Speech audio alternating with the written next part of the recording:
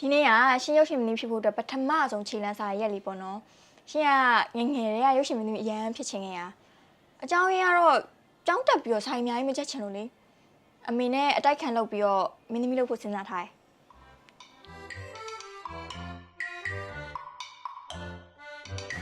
အော်ဒီရှင်တွေတော့ခဏခဏသွားဖြည့်ဘူးပဲဒါပေမဲ့တခါမှတော့မအောင်ခဲ့ဘူးအခုမှကန်ကောင်းထောင်းမလို့ခွင့်ရခဲ့တာငါလာလေးကိုတိသွားလို့မသိပထမဆုံးခွင့်ရရလေးမှာအဆင်ပြေပါစေခဏနေမှာ separate ဖတ်ပြီးတော့ဇာမီတရုပ်ဆောင်ကြည့်လိုက်အောင်မဲဇလန်းနာမည်က Sleeping Beauty ဆိုတယ်မင်းသမီးလောက်ရမှာပေါ့မှတ်ချက်တရုပ်ပြီးပြင်စီရန်အတွက်ညီတိနေရာမှာလူစားမထိုးပါလူစားထိုးစရာလားလူစားထိုးရင်ငါတရုပ်ဆောင်မှာပဲဟုတ်ပါလူစားမထိုးမှငါတရုပ်ဆောင်နိုင်မယ်ဆိုတာသိကြ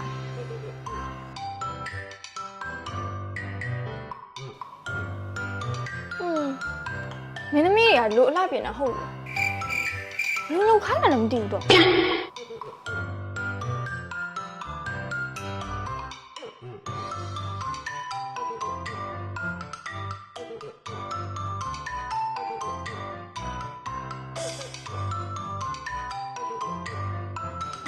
မင်းသမီးဒီမနက်စာကိုဇွန်းကိုတူနဲ့ကင်ပြီးစားနေတယ်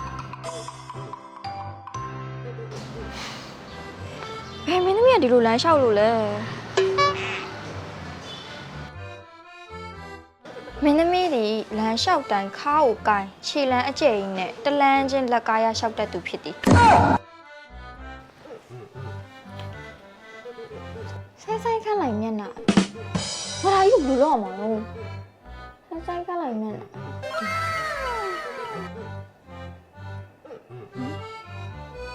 ဟုတ်တယ်ပါဟာယူကျင်လာပြီဘာမှလည်းမသိဘူးမင်းသားနဲ့မင်းသမီးကကနေချိန်မှာစုံမတစ်ယောက်ကကျိန်စာတိုက်လိုက်တာကြောင့်မင်းသမီးကဇလန်းအပီးထိအိပ်ပျော်သွားတယ်